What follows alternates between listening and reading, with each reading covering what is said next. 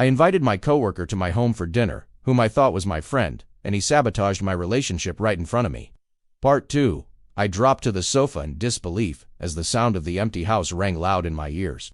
I was still confused by what had just happened, and as much as I knew this wasn't my fault, I still felt responsible. I had trusted Craig, and he took that trust and set me up. I tried numerous times to call Hannah. I called Carla, her parents, and no one would answer. Please, I just needed to know what Craig had said to her. I paced around the house until what seemed like the next morning. My anger couldn't wait to go to work. At 6 a.m. sharp, I threw on whatever I reached for in my closet, grabbed my car keys, and headed towards the office. The 30-minute drive felt like 2 hours as my anticipation grew. I rehearsed in my head my confrontation with Craig. I arrived to the office before anyone and started to prepare for my approaching him. As I walked to the coffee machine to prepare some energy from my sleepless night, my boss approached me. "I'm worried about you," I heard his voice say with genuine concern. "Is everything really okay? You seemed really shaken up when you called." Although I had asked for Craig's address, I hadn't went into detail with my boss the extent of Craig's betrayal. "Yeah, I just panicked. Hannah gets really upset when I lose things, and I thought I left my wallet in Craig's car, which had my house key, and you know how that goes. Sorry I called so late." My boss stared at me as if he read through my lies but chose to close that chapter anyway. "Okay," and he walked away. I let out a deep sigh of relief. Before the moment could pass, I heard the voice I loathed to hear this morning. As soon as his voice hit my ears, I dropped my coffee into the sink and dashed over to Craig's desk. As soon as he saw me, he made a beeline right into my boss's office. What kind of game was he playing? It was all right, because I had time. 8 hours to be exact. I walked by the office and stared in as Craig laughed with my boss. Made by blood boil? I decided to stand by the printer and wait. He wasn't escaping me again. As soon as he exited the office, he saw me, dropped his head, and threw his arm around my neck. "Let's step out and talk. I messed up and I want to explain." I was in shock as he led me out into the opposite hall from our offices. I couldn't let him get another word in. "Craig, you are one sneaky." And he stopped me. "I hurt you and your family last night, and it was a huge mistake. I really thought I was helping. I didn't think it would blow up like that. Sometimes my humor and taking things too lightly are not my best sides. You're my friend and I don't have anyone here, so I would never take advantage of that. You opened your home to me and I embarrassed you. I'm so sorry." For a moment I felt bad. Maybe he didn't realize what he had done, but then I remembered. Hannah. "Craig, my wife left me last night." "What?" he said in shock. "I had no idea. I thought she was fine when we finished speaking. I left out before you came back because I didn't want to cause any more chaos." I shook my head and felt my blood pressure dropping. Maybe I was wrong. Maybe this was all one big mistake. Maybe Hannah had overreacted.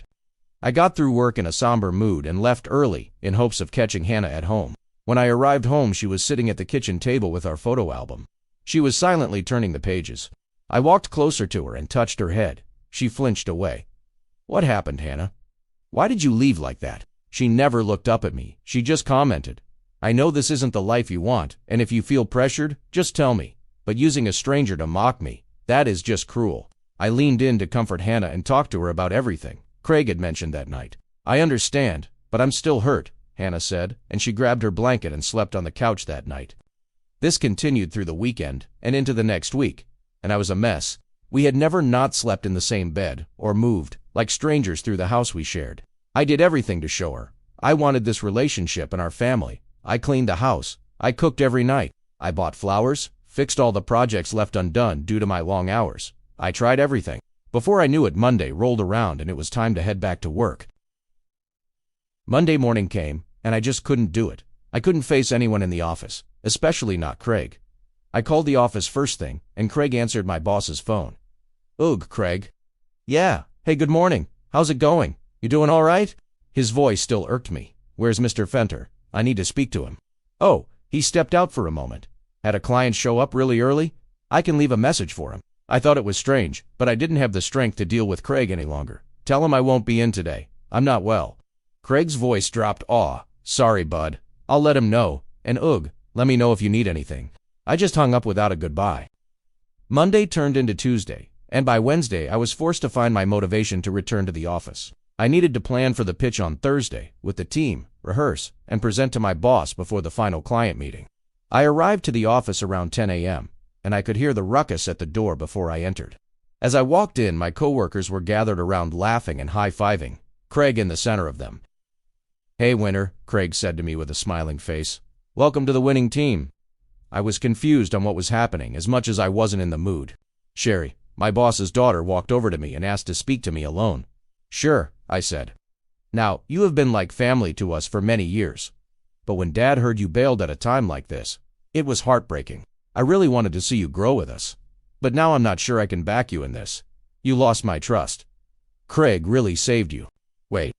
Sherry, I don't know what you are talking about." "Craig," I shouted. "What the hell did he do now, huh?"